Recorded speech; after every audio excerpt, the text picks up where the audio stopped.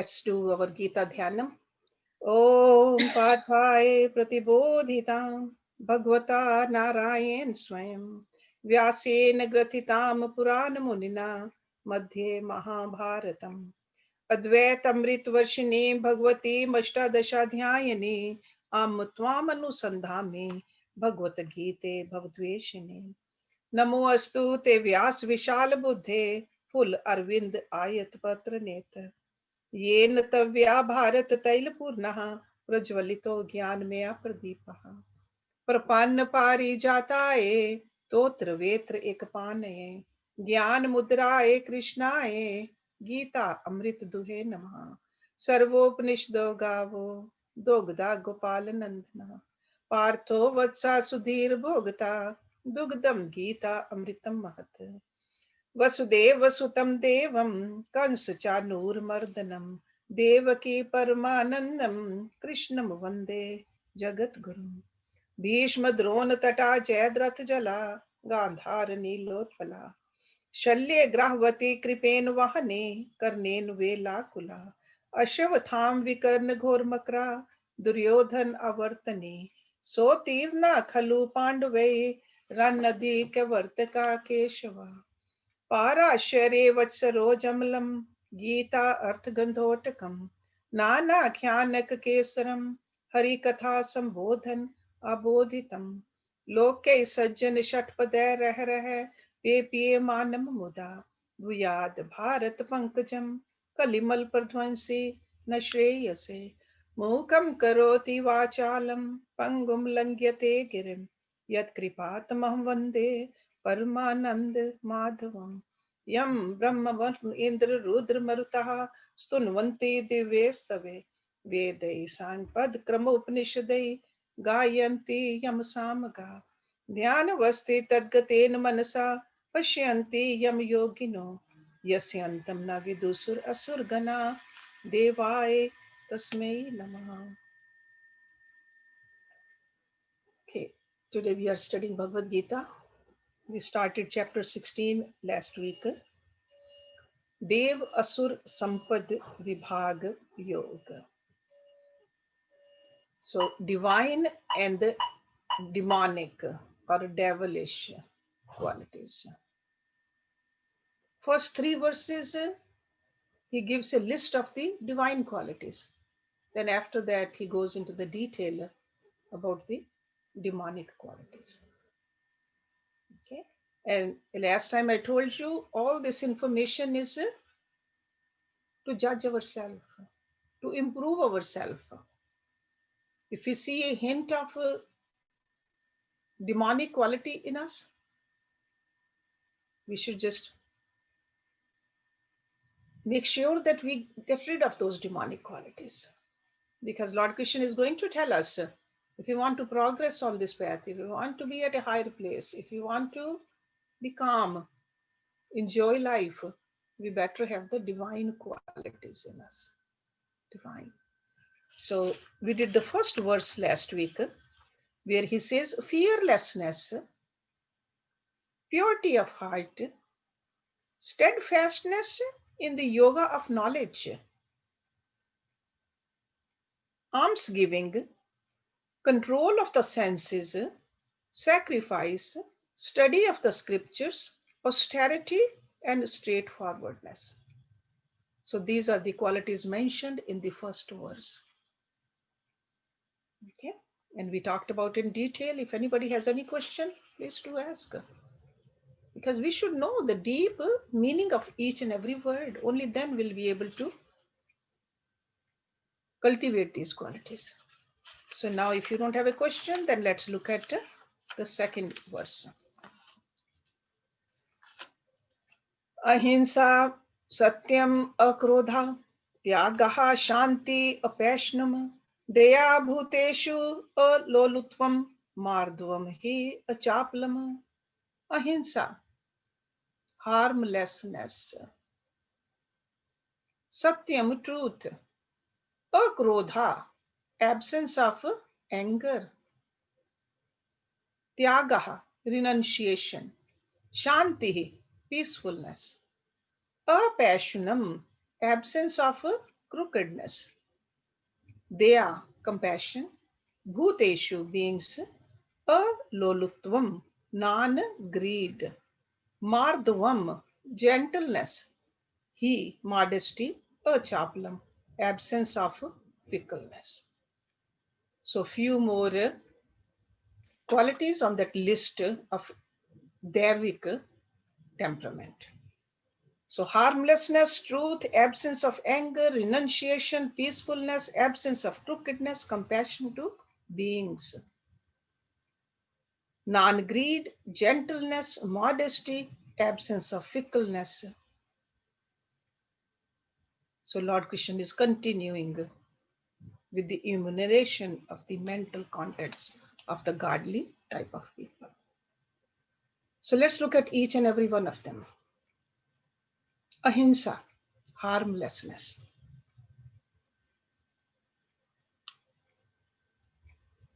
Not just physically, because we are at the stage where physically we won't harm anybody, but with our thoughts also, with our words also. Harmlessness. Only then there will be harmony inside and harmony outside. So we got to look towards the more and more perfection in this area. While eating also, while walking also, while talking also. So in our behavior and sitting and thinking also. What we read also, what we watch also. Is there a more and more harmlessness or not? Okay. So if we pay complete attention, then motives become pure too. They become clean. Okay. So this only we can judge how much harmlessness in our personality. Truth, Satya. This is directly related with the Arjavam, which he mentioned in the previous verse. Arjavam, uprightness. So what we say, what we do, what we think, there got to be harmony. Truth. Truthful living. We like the people, we like to associate with the people who are truthful. Right? So in the same token, we got to cultivate this quality too. Be truthful. So judge yourself. Am I more truthful than before or not? Akrodh, anger. Anger arises when we are not patient. They say insufferable impatience with others bring krodh in us. We become so impatient. We get angry. So we got to try to keep our temper even. Even temper. Then we are Daiva. Tyag, spirit of renunciation.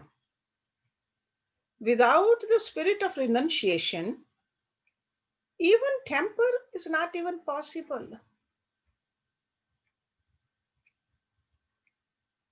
So more tyag, higher control over your anger also, you will see. And from there comes the Shanti, the next one. Even in the middle of a stormy life, individual can successfully keep inward balance. So this Shanti is inward. Outside there could be a calamity. It's inside. Okay, calmness. And apassionam. Apassionam actually is directly related with the unmalicious tongue, never saying anything which is bad, which will hurt somebody, keeping a good control over your tongue. Speech should echo the fragrance of our soul. Soul is what? A part of God. There is a fragrance of that highest purity. That's how our speech should be. Then we can be called apassionam. There should be a softness of tone in our speech. There has to be a clarity of expression, honesty of conviction, and there should be power in bringing the truth with your words.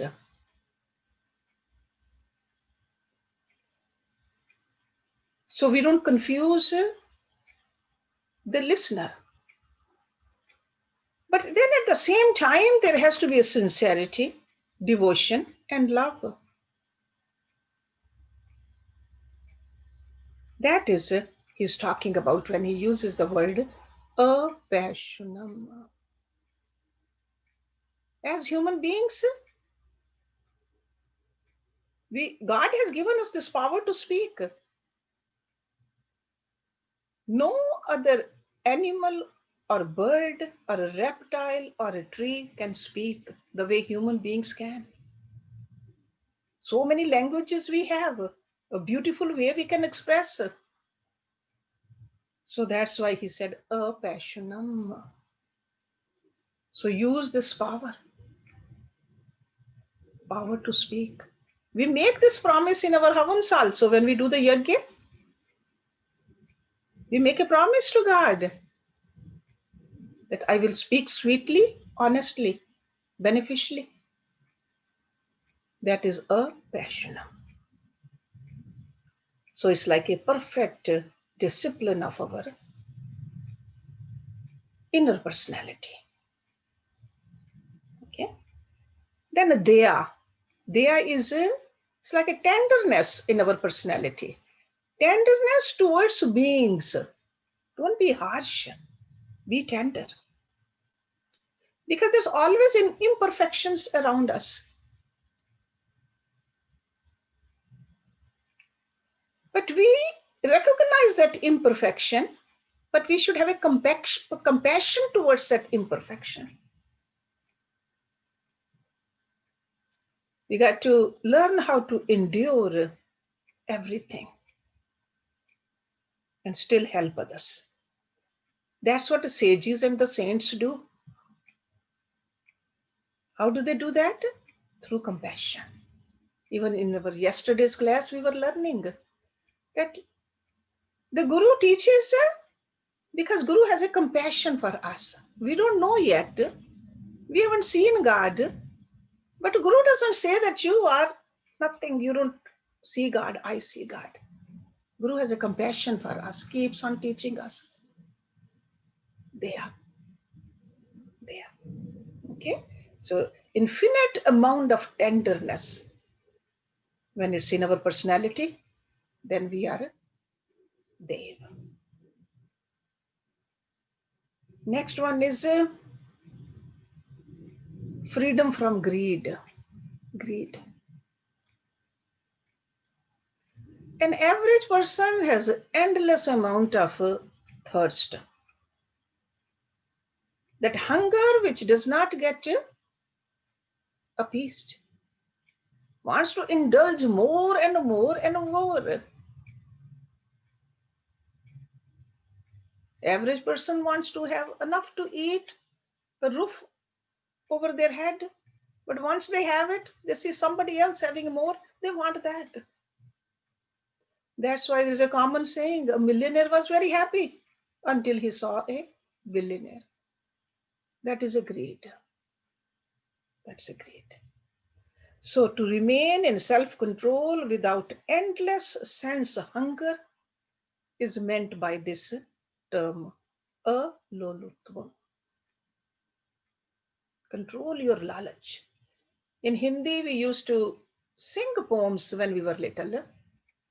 Something like Lalach Buri Bala Hai. So when we were 4 or 5 or 6 years old, we knew that Lalach Buri Bala Hai. But we forgot as we grew older. Okay. Mardhavam and him, gentleness and modesty. These two qualities are best seen in a person who has established in himself or herself in all the qualities which are mentioned earlier. If you don't have anger, sure, you'll be gentle. If you're not greedy, you'll be gentle. You'll be modest also. If there's a tyag quality in your personality, sure, you'll have these two qualities. So the conduct of such a self-disciplined person will be both gentle and modest. Sometimes in this world, these two qualities are seen as weaknesses, but not on the path of spirituality. They are the strength. Achapalam, absence of fickleness. That means the mind is not restless. Mind is not unsteady, because that unsteadiness and fickleness, they are reflected in a physical movement also. Fickle mind, the hands will keep on moving also. We see that in children, or we see that in somebody who has a problem. So the person who is a devata or with the divine qualities doesn't have those two. Okay, mind is not fickle. This proper tuning has been done for the mind. So mind is tuned, that reflects in the body also, that reflects in the words also. Achapalam. Because they say the body shadows the condition of the mind. So words also shadow the condition of the mind. So the words spoken will be accurate, they'll be softer, they'll be to the point if the mind is calm. Achapalam. Because otherwise a person is unnecessarily exhausting the energy. Physical body also, the voice also, or there's exertion everywhere you see. The person is tired. Even when you get up in the morning, you are tired because mind is not rested. So a Devi quality is calmness even while doing everything. Okay, so we got to see, do we have these or not? If we don't, let's work on it. As a human being, this is our school. We are supposed to work on these qualities. We are supposed to, if we are at a B grade, we got to come up to the A grade in all of these. Continuation of this in the next verse. Tejaha kshama dhriti shaucham adroha na atimanita bhavanti sampadam devim abhijatasya bharat. Tej means a vigor. Kshama, forgiveness. Dhriti, fortitude. Shaucham, purity. Adroha, absence of hatred. Na atimanita, not over pride. Atimanita. Bhavanti, belong. Sampadam, estate. Devim, divine. Abhijatasya, of the born. Bharat is for Arjun. So this is a last of those 3 verses where he ends the enumeration of the divine qualities. Vigor, forgiveness, fortitude, purity, absence of hatred, absence of pride, these belong to the one born for the divine estate, O Bharat. Tej. What is this Tej? Tej is normally a glow of spirituality. In the pictures also, we see that But that's only a painting done. But we see in a yogi guru, there's a radiance in the personality. That is a tej. It is a brilliance of his intellect. That is a tej. There is a joyfulness in the eyes. It's almost like a twinkling eyes. I saw that in my Guruji's eyes. A special kind of a joy. That is divine. There is a thrilling fragrance of peace around this kind of a person. That's why we get attracted towards a yogi guru. And all the activities, when they are done by this person, they are with a serene voice. Average person has to struggle with the activities, but a yogi or even a person who pays little attention that I want to have this in my personality. And this is what Lord Krishna mentioned in the previous chapters. When he said, become a Karam yogi first. That means put your 100% energy into the action. Any action, when you do 100% energy into the action, that means not thinking about the fruit. What really happens actually? When that action is finished, there's a special kind of a joy. It's like you are filled with the joy because you have done your best. While doing the action, you did not think about the fruit. Whether it was cleaning a room or a floor or a bathroom or cooking or teaching or doing yoga, whatever you are doing, if you put 100%, try that. If you put 100% into the activity, after the action is done, there's a joy in your eyes. Try that. But we see this in a yogi guru. And another thing this brilliance really means is love for all.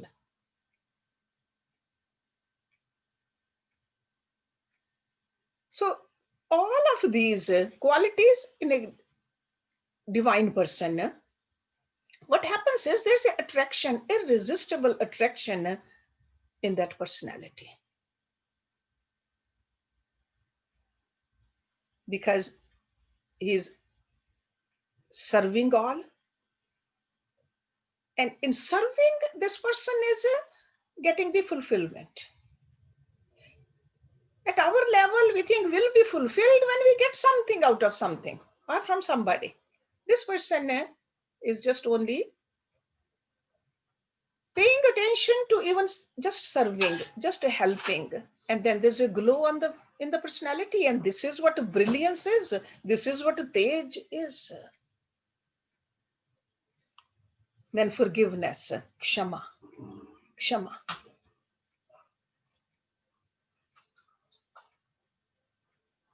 In this context, this word is used here. It's like a deeper meaning than just ordinary kshama. Sometimes we say, no, I forgive you. But this is a capacity in us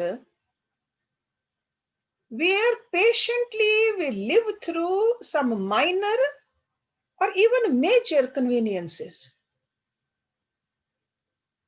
Somebody did something and we have to go through hardship. Still, it's okay. It's all right. A child will kick the mother. Mother will say, it's okay. Even if mother is feeling pain. The same kind of a kshama vritti we should have with everything around us. So it really means that you got to have a boldness in your personality while living this world. Even right now, we are living through Corona. If we have this kind of a personality, then not even thinking about the hardships which we are going through. What hardship? It's okay. Take precautions and go through this time also calmly. And that brings us towards the next quality, fortitude, dhriti. Dhriti. Because in order to stick to the guns, we need a secret energy. And this dhriti is the secret energy. With the dhriti, the mental fatigue, the intellectually also, if there is some kind of a burden on us, dhriti is that power, that energy, which will make us go through all of this calmly. It's really energy which wells up in our own well-integrated personality. It's also called fortitude. When we have a strength in our faith, when we have a firm conviction of the goal, when we have a consistency of the purpose, and when we perceive this ideal properly, and when we can very boldly sacrifice also, when all of this is together, that is called a dhriti. Dhriti. Okay, it's a source. We all have this. But we get to have all these other ingredients properly placed to just take out this energy, which is called a dhriti. Okay, there's no English equivalent for this dhriti word. You got to use many, many words and many, many sentences to really explain this dhriti word. A person with a strong dhriti will not despair, will not feel exhausted, will not blame other people or circumstances or the objects. Okay, that's the kind of a dhriti he says we should have. The next one, he says shacham, purity. We talk about purity all the time. Purity of the thought, purity of the actions, purity of the speech, purity of the environment. Every which way, shacham. Okay. Adroha, non-hatred. So this means not only the absence of hatred, but absence of even a vague desire to injure any living creature. Not even thinking about hurting somebody. Just like in our dream also, we will not think about hurting ourselves. The same way, when we have the feeling of oneness with everything, then how can we even think about hurting somebody else? So recognition of a oneness in all living creatures, that's adroha. And then last one, he says, na ati manita, absence of over pride. We all know that self-praise, boastfulness, ostentation,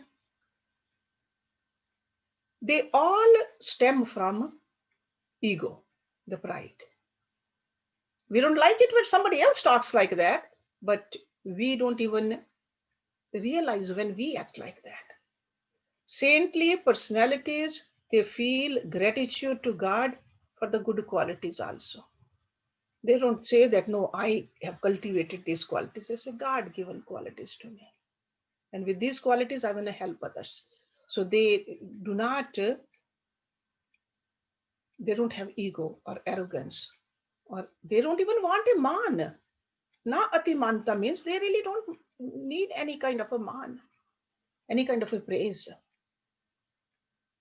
So to leave off one's exaggerated notions of self-honor, just leave it alone. That is na atimanita. Na atimanita. So altogether, these are 26 qualities in the first 3 verses. I'm sure you already have a list of these 26 qualities. And you can judge yourself. We need to judge ourselves. We need to check, make a check mark. Hey, which one I'm going to work on? Where do I really miss? Where do I really skip here and there? That is our homework. Because our goal is to become one with God. If we don't have a Daivic qualities, how can we even expect to become one with God? Who is even beyond Daivic, Devatas, divine.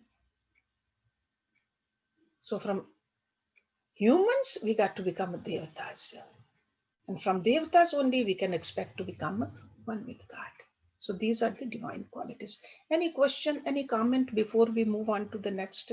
Because next section is about the Asuric qualities. He really goes into a lot of detail about that too.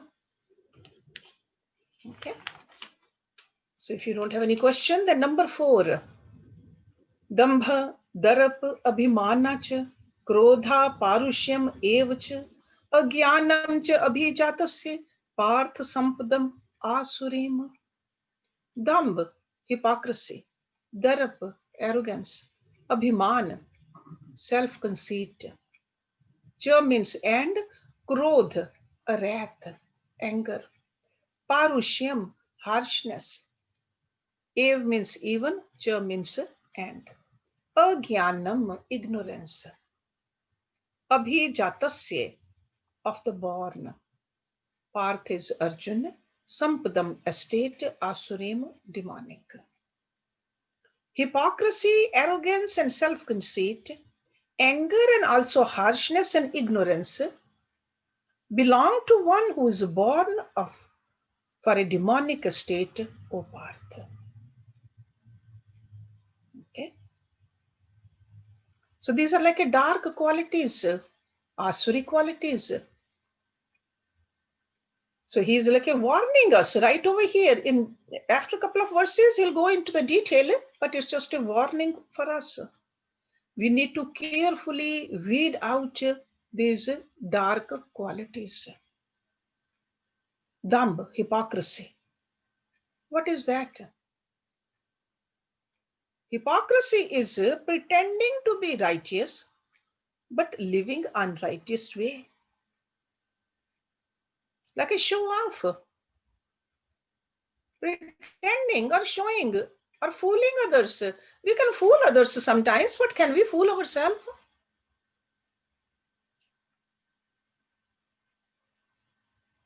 Hypocrisy is one of the cheapest poses pursued by the vicious. It's like a superficial glow of goodness,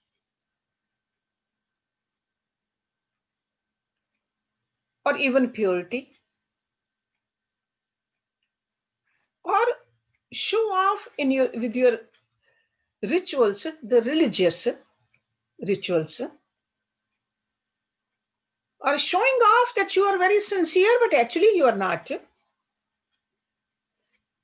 These are all very attractive hoods sometimes people wear, but they are very ugly and deadly motives behind this person. That is called Dambh. So we got to see ourselves. Do we have this trait? If we do, let's weed it out. The second one, Darp, arrogance. Arrogance is an endless pride of your learning, that you know so much, or wealth, or of social status, or even family or connections. It is like a insufferable uppishness. That is a darpa. Okay.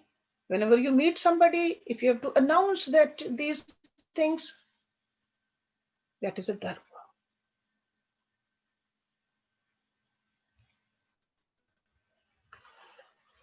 This is a self-deluding medium, imagined self-importance that results in arrogance. And pretty soon it becomes highly self-conceited, and that's Abhiman. See, these three terms, they are connected: Dambh, Darp, and Abhiman.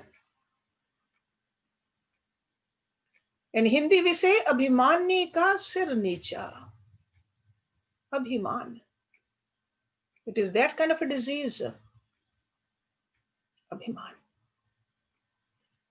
And then next comes Krodh, anger. Anybody who has these, Dambh and Darp and Abhiman, will be angry because others don't agree that he is so important. And whenever there's a little friction, then there's a anger. Okay, because such a self-conceited, arrogant hypocrite will look at the world around you and will find that other people don't look at me the same way. They don't give me that kind of honor. They don't talk about me the way I am, I should be. Then he revolts. And this revolt is what the anger is. This anger could be in the form of wrath. It could be everything or everyone around him. And when this kind of a person gets worked up with anger in his speech and action, there's no discernment left. Doesn't know what to say, whom he is talking to, or how much to say, what words to use. And that's what Parushya, harshness, is.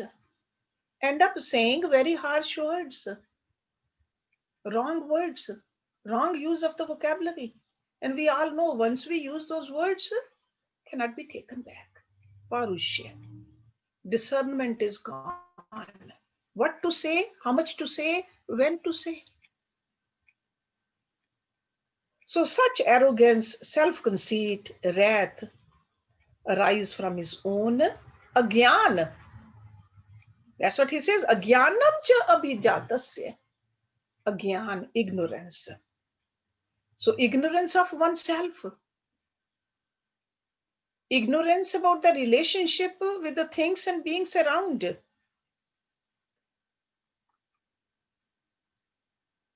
Okay? Person forgets about what the reality is. So he says such people are called demonic, asuric. And why did he write the word abhijatasya, of the born? That means the person is born, person is there as a human being, has these qualities. Some of these qualities, they were brought with him, or some he even grew over here. But that human being is acting like this. Even though there's a soul in this person, and soul is part of God, but he has these kind of characteristics in him which make him Asura. It is a human being. It's not that Asura look different than the Devatas. They all look the same. Same physical body, two eyes, a nose, the ears, the skin, everything is there. But the characteristics of a person. Some people will act like a Devta, the others like a Asura. And now in the next one, he declares the consequences of both. And these consequences on that person actually more. Sometimes we think that no, we are only having these qualities and others are benefiting or they are getting troubled by it. But actually it's more so that person is being affected by it. He says, Devi Sampath Vimokshay, Nibandhai Asuri Mata, Ma Shuch Sampadam Devim Abhijata Asi Pandava. Devi divine, Sampath, estate. It's like a wealth, Sampada, wealth. Vimokshay for liberation, Nibandhai for bondage. Asuri, the demonic, Mata is deemed. Ma means not, Shucha means grieve, Sampadam, the wealth. Devim, the divine Abhijata, born for Asi, you are, Pandav is for Arjuna. The divine nature is deemed for liberation.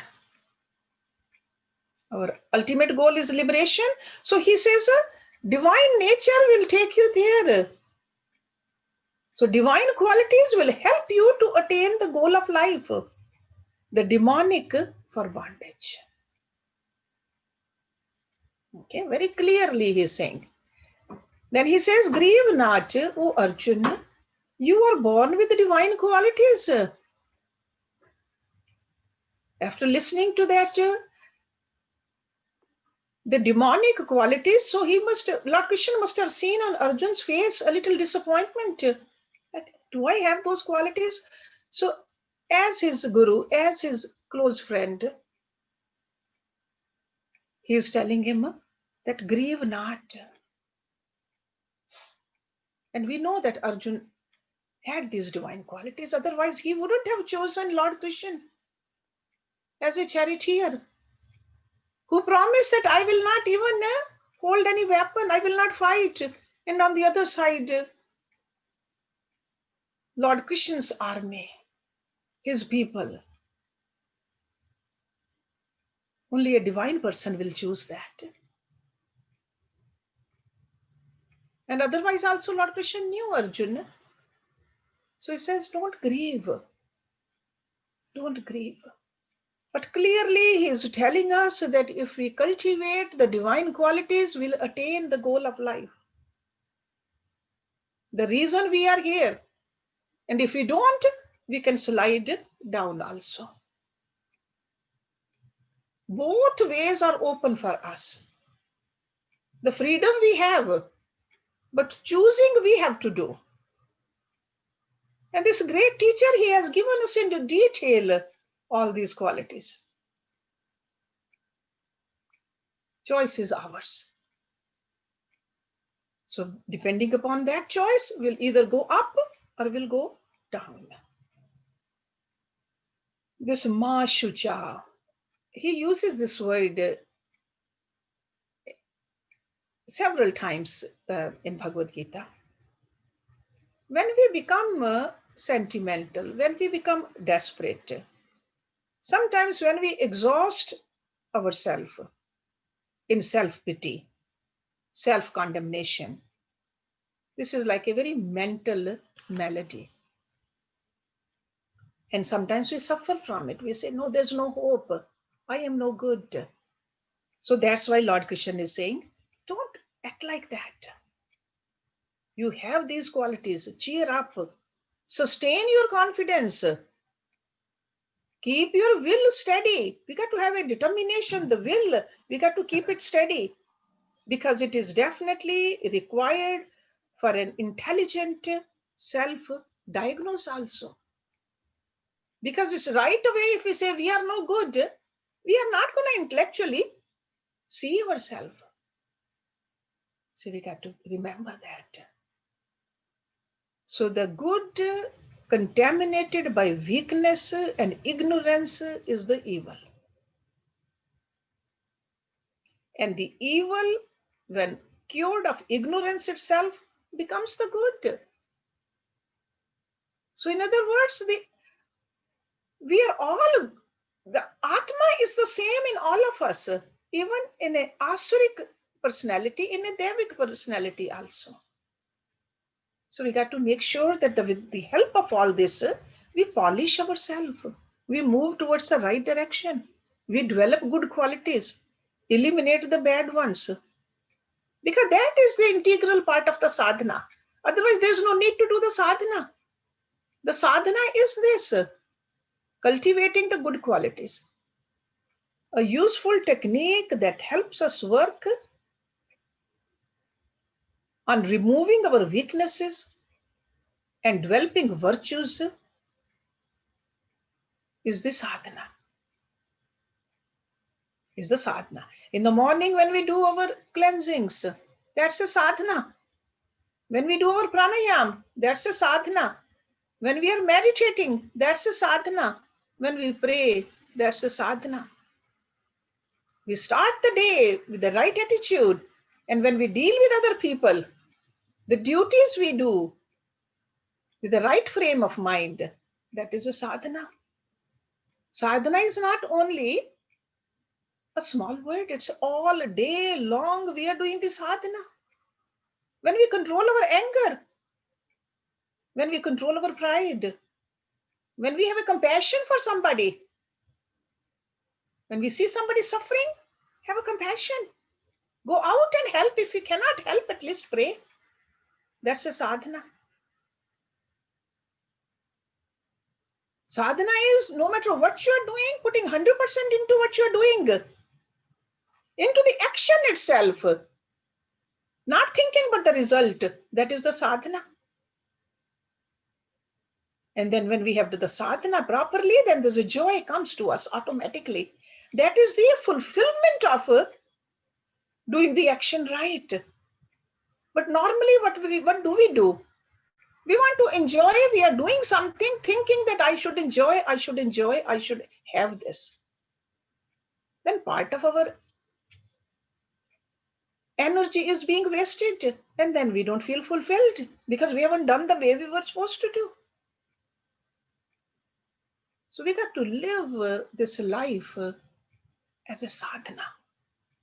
The whole life is a sadhana.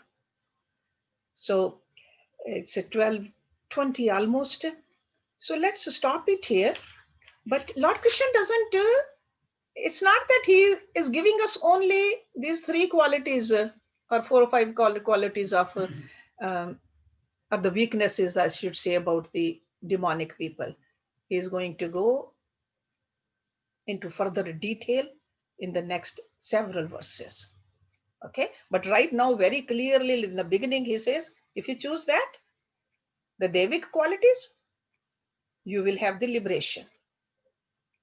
Otherwise, you're going to fall down. Choice is ours. Okay, so I'll stop it here and let you guys talk or ask questions or comment, and we'll start with verse number 6 next week. Yes, Jyoti. Sujata has a question. Sujata? Yes, Sujata. And then Kim. Hershji, I was just going to comment about the word dumb. It sounds so much like the word dumb. And dumb means control of the senses, and dumb means hypocrisy. So I think maybe Yeah, dumb is a positive word, and dumb is a negative word. Negative word. So they're so similar that. Yeah, it's a sound similar, but it's not. Dumb is like a D-A-M-A, dumb. That is a control over the senses. And dambh, D-A-M-B-H, dambh, that is a demonic quality. Okay? Yeah. Anybody else? Kim? Yes, Guruji, so in 16.2 you said without a spirit of renunciation, even temper is not possible.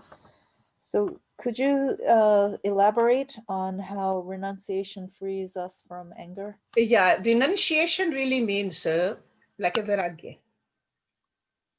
That's what renunciation is. Anything which is temporary, anything which is harmful for us, we should just stay away from it. So even the temper also, why did I say even the temper? Because when do we get angry? When do we lose temper? Because we get attached either to the people or our ideas or the situation, and we get angry. So that's why they both are fully connected. You see that point? Yes. Yeah. Okay. Absolutely. Thank you. Yeah. Anybody else? No. I'm glad you guys are paying attention, because first we have to learn deeply. Only then we can cultivate these qualities, right? And again, just like Arjun, we all have Devic qualities. So that's why we want to grow. That's why we want to learn. If we did not have these divine qualities in us, we wouldn't be sitting here learning again and again. Okay, so we all have goodness in us. But only thing is we got to make sure we got to increase the goodness in us. Okay, we got to reach to that ultimate. Yes, Jyoti. Rita has a question. Rita, unmute. Can you please elaborate more about Didi? Hersh, can you elaborate a little more about Didi? I cannot hear her properly. Rita, can you type your question? Because your Yeah, her voice is not clear to me. Can you talk a bit more? Can you hear me now? Can you hear me? Or no? type your question. Can you hear me? Can you type your question? Type the question, Rita. Your speaker is not right. Okay, already. Okay. Type the question. Meanwhile, somebody else can ask. Right. Meanwhile, somebody else.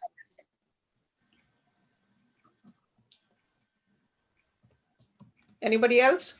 Anybody else? No? Okay. No. Okay, let's just wait for Rita's, and after that, Manny, if you can play some bhajan or some. I have it ready. You have it ready? Okay, thank you. Rita's still. Can you please explain a little bit about Dhriti? Oh, Dhriti word. Okay. See, when you can meet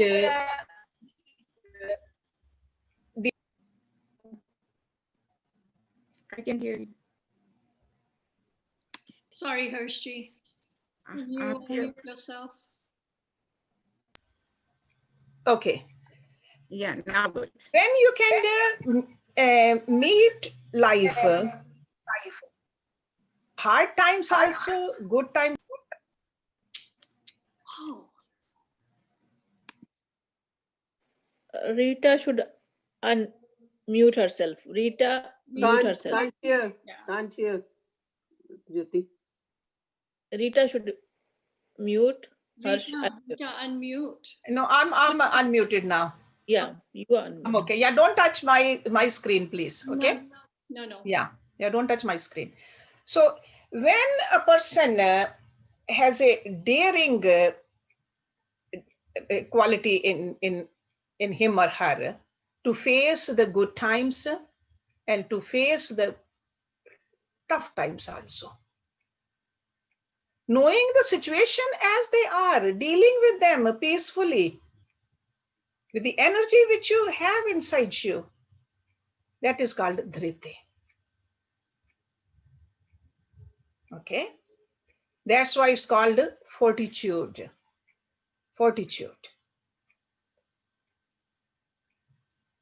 Okay, so it's just like an inner energy you have. We all have that energy, but we lose it because we expect that everything should go perfectly for us. No. Outcome is not in our hand. Only the action is in our hand. We should remember that verse which I was telling you a couple of days ago from the earlier chapters. Karmanya eva adhikara aste. When we can remember all the time that our right is only to do the action.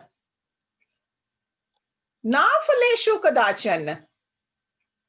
Not towards the fruit.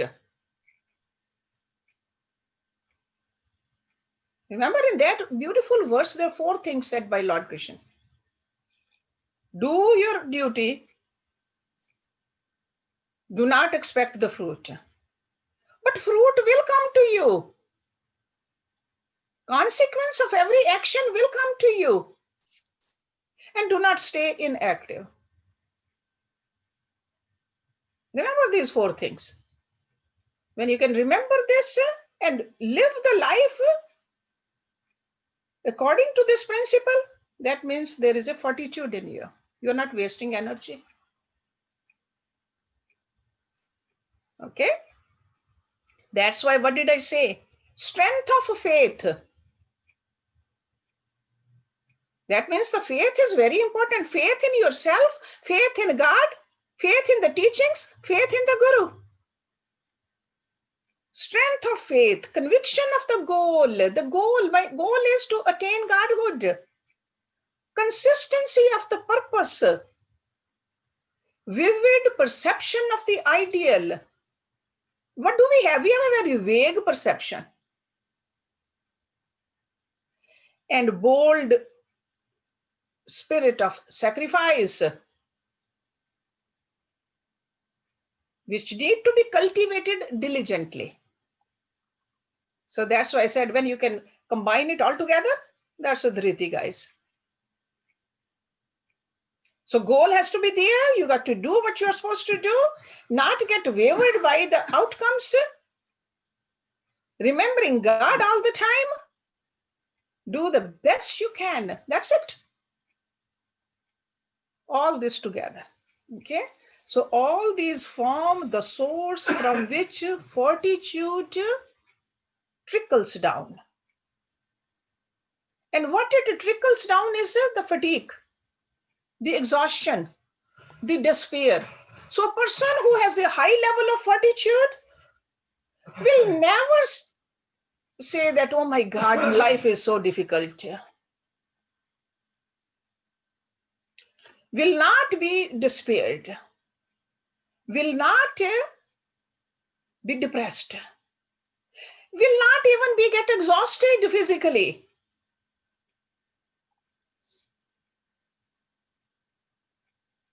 I never saw my Guruji getting exhausted.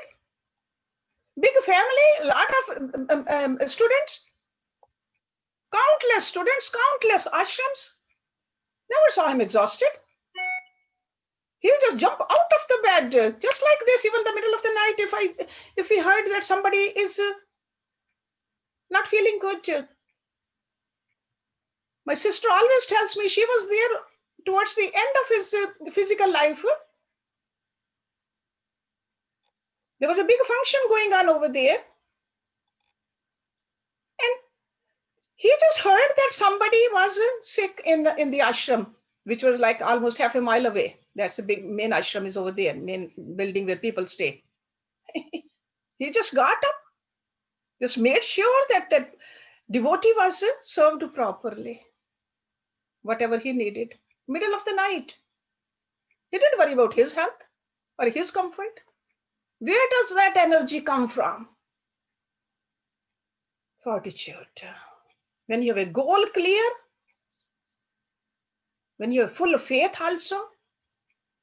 Otherwise, what do we do? We just keep on thinking about ourselves. Poor me, poor me. What will happen to me? What will happen to my children? Forget about all that. Just goal. God. Yes, Jyoti. Usha Vaswan. Yes, Oh, Usha. I just had a question that's not connected with today's lecture. I just wanted to know about Wednesdays for the Karwa Chauth. Okay, Are sure. we doing this? How are we doing it, like with the distance? Okay, yeah, good question. What we are doing is you should get a link if you have already not gotten a link, because that's a different link than this link. And turn it on. Have your plate with the diya, and then I'll tell the story. We'll do exactly the same way the story as we do every year at the ashram. So I'll tell the story. You have your plate with you, and we'll go through the whole process. And at the end, you should go to your own temple in your home and just pray to God. Okay. So have a water also with you. Normally we have a water, we have a plate, we have a diya, we have some of the things which we are supposed to give to somebody. Mm-hmm. So just have all that in there. Achha. Okay. So just listen to the story and that's all. It will be a little simpler. Okay. Right, just like this. But make sure you have a plate and the diya and the water with you. Okay. So it's not coming to the ashram, it's all virtual. It's all virtual, it's on Zoom. But Yeah, we can ashram. all wear nice sarees. Yeah, do wear nice clothes, definitely. Yeah, I mean, just like we do every year. This is something to celebrate. Yes.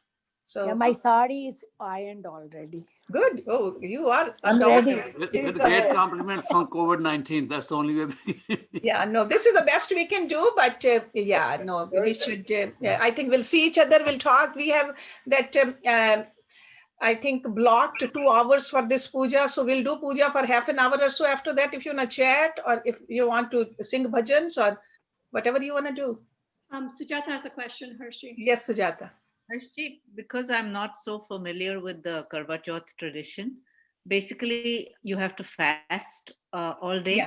Yeah, Is we that fast good? all day, but you can still come even if you're not fasting. You can listen to the story. So somebody cannot fast all day. Can they do whatever they can? Of course they can. These are prayers. In fact, in the morning, when that's a Wednesday. So Wednesday we have a class in the morning, and I'll talk about fasting also. Why do we fast? My topic for that day is somebody wanted to learn about Havan also. So it will be describing the benefits of Havan and why do we do the Havan, and fasting also. These two general topics we have for that day in the morning. Harsh, what time you are doing for Karva Chauth? 4 o'clock. You should have your email right now. Many sent the email to everybody. Okay. 4 o'clock, we'll wait for most of the people. And if you cannot come at 4 o'clock, I can do it again also. That's not a problem for me. Okay. But we are doing 4 o'clock. First puja will be at 4 o'clock. So, okay. So, Kim, if you are not familiar with this is the fasting we do for the long and a healthy life of our husbands. Okay. Yeah. What is a puja? It's called a Karva Chauth Puja. It's like a praying for the long and healthy life of our husbands. I mean, what is puja? Puja means prayers. Oh, it means prayer. Yeah, puja means prayers. Yeah, we are praying to God that please God, make our loved ones happy and healthy. Yeah. So if you want to do that, I'm sure Jonathan will be very happy. Right? If you look at the smile on his face. Then who gives the gift? Is it who gives the gift to who? Gift is just a token of love. Normally, the husbands give the, traditionally, it's a mother-in-law. Okay. It's like all our celebrations are family-oriented. Mother-in-law gives the gift to the daughter-in-law. Okay. And vice versa also, daughter-in-law gives something, just like I have a gift for my daughter-in-law and she says, Mom, what do you need? So Mike right away said, she doesn't need anything. But I said, no, it's a token of love exchanged. There should be there. So that's what happens. A mother-in-law is telling the daughter-in-law, because to a mother, kids are very important. And here daughter-in-law is praying for mother-in-law's son. So that's how the families get closer together, like a family affair. Okay. So I look forward to this day. I love it. So I'm sure all of you do too. I'm sure my sister loves it. I remember that my mother used to celebrate this with pomp and show, this, all the celebrations she did, but especially this fasting. So all day long, she'll be meditating or she'll be reading the scriptures or she'll be just singing the bhajans. So, and that's what we are supposed to do. Remembering God all day long. Okay. So let's just, we can talk more about it later on. So many, if you can play some Yes. kirtan for us, please.